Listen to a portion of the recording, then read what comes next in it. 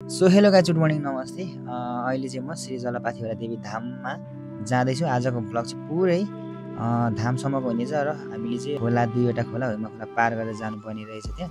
र आज चाहिँ बाटोमा अङ्कलसँग पनि भेट भयो र अङ्कलले चाहिँ पुरै जानकारी दिनुहुनेछ र आजको भ्लग पुरै हेरिदिनु होला र सेयर पनि गरिदिनु होला। त्यहाँसम्म जाने बाटो चाहिँ अस्ति आएको बाढीले एकदमै धेरै क्षति पुऱ्याएको रहेछ। त्यो देख्दा एकदमै दुःख लाग्यो। यो धामसम्म जानको लागि अहिले चाहिँ पुलहरू भन्ने केही छैन। अहिले त यस्तो बनाइदिसक्यो। पहिला कस्तो राम्रो थियो। राम्रो थियो।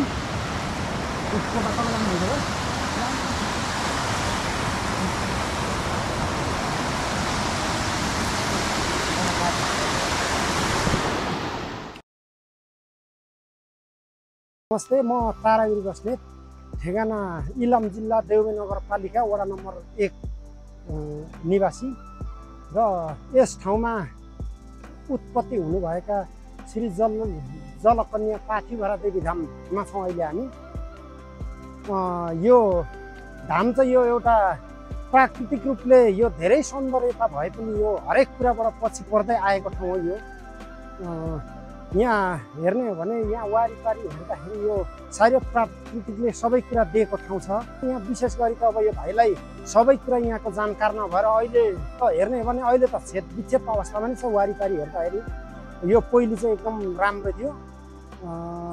यहाँ यसो आवत जात मान्छेको चलपल गर्नको लागि यहाँ खोलाको पुलहरू बगाएर अहिले सबै यो ध्वस्त भएको स्थिति छ। यतिखेर यहाँ अरू कुरा त के र प्राकृतिकले दिएको अब धेरै कुराहरू यहाँ छ। अब भाइले अहिले यो सबै कुराहरू देखाउनु नै हुनेछ। त्यस्तो यहाँ आउनै पर्ने भनेको हामीसँग यहाँ दुर्गा माताको मूर्ति, हामीसँग गणेश भगवानको मूर्ति, एलम्बरको किराँतको राजा एलम्बरको मूर्ति, त्यस्तै गरेर यो बुद्ध धर्मावलम्बीहरूको लागि चाहिँ यो बुद्धको मूर्तिदेखि लिएर सबै कुरा यहाँ हामीसँग पर्याप्त रूपमा छ। अब आउँदाखेरि यहाँ हिँडडुल गर्नको लागि अलिकति जोखिमै जस्तो देखिन्छ। अब सबै यो ढुङ्गालाई चाहिँ यो कटान गरेर बनाइएको बाटोहरू छ। अब अहिलेसम्म यो आर्थिक स्थितिको कारणले गर्दा यो ढलानहरू यो व्यवस्थित गर्न हामीले सकिरहेका छैनौँ। यो पहिले पनि यो गाउँघर यो समुदायबाटै हामीले यसो 2-4 पैसा जम्मा गरेर हामीले श्रम गरेर यतिकोसम्म बनाउन हामीले सफल भएका छौँ।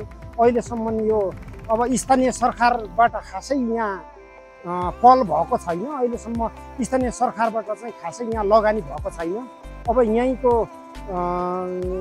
जनता यहीँको चाहिँ अब हामी जनसहभागिताले गर्दाखेरि चाहिँ अहिलेसम्म चाहिँ हामीले दुःख जेउले यतिकोसम्म चाहिँ बनाउन सफल भएका छौँ। यहाँको चाहिँ लोकेसन चाहिँ ठ्याक्कै यो देउमे नगरपालिका, इलाम जिल्ला देउमे नगरपालिका वडा नम्बर 1 राँके बजारबाट सिधै झर्दाखेरि चाहिँ यो एउटै ठुलो बाटोले यहाँ तल आइपुग्छ। 5 किलोमिटर समथिङ 5 किलोमिटर मुनि झर्दाखेरि चाहिँ यो ठाउँमा आउन सकिन्छ।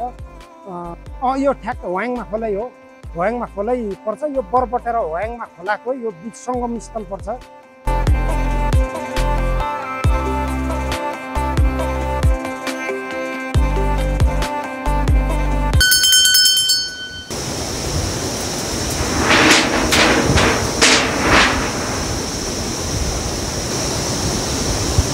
अहिले चाहिँ यो तर यो बाढी पनि त यहाँसम्म आइपुगेको रहेछ नि त मान्छेसम्म।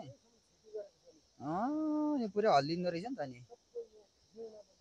ओहो, हेर्नु त खत्तमै बनाएको रहेछ नि। यो कहाँको काठहरू राख्नु भएको सबै निकालेको रहेछ। पानी पुरै माथिसम्म आएको रहेछ यहाँ। तर म यहाँ हुँदाखेरि उत्पत्ति भएको थिएन। अङ्कलले चाहिँ आउँदै पछि यहाँनिर सरसफाइ यसरी गरिरहनु हुँदैछ। अङ्कलसँग ठ्याक्कै भेट भयो। अनि अङ्कललाई पनि यहाँको यसो इन्फर्मेसन दिनुहोस् अङ्कल भनेर चाहिँ। मेरै गाउँ हो, एकदमै मेरै घरदेखि नजिकैको मन्दिर हो। तर पनि म चाहिँ अब त्यस्तै हो, परदेशी भएपछि अलिकति बिहान भएछ। जानकारी अङ्कलले राम्रो दिनुभएको छ। सबैजना आइदिनु होला। अनि यो हाम्रो होयाङमा खोला, पपुलर खोलाको एकदमै किनारामा एकदमै हाम्रो धार्मिक स्थल यसरी उत्पत्ति भएको छ। यहाँ जलपाथिभरा माता मन्दिर। अनि यहाँ चाहिँ बाटोहरू पनि रेलिङ गरेर एकदमै राम्रोसँगले बनाउनु भएको रहेछ। खुसी लाग्यो यो है। यहाँ धेरै जसो अब आर्थिक रूपमा सबैले सहयोग गरेर र श्रमदानबाट चाहिँ धेरै श्रम गरेरै बनेको भन्नुभयो अङ्कलले। अब यसमा पनि मैले पनि के गर्छु।